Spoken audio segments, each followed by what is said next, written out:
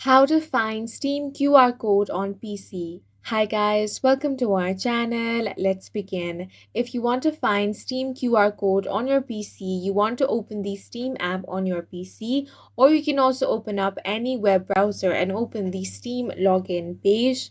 If you're not logged in, Steam will automatically show a QR code on the login screen. So as you can see, this is the QR code. If you are already logged in, log out first to see the QR code again.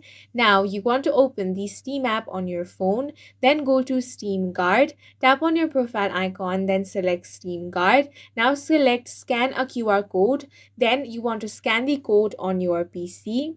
Remember that Steam doesn't show the QR code in the settings, it only appears on the login screen when using Steam Guard mobile authentication. And that's it for this video. If you found it helpful, please make sure to hit the like button and subscribe for more videos like this.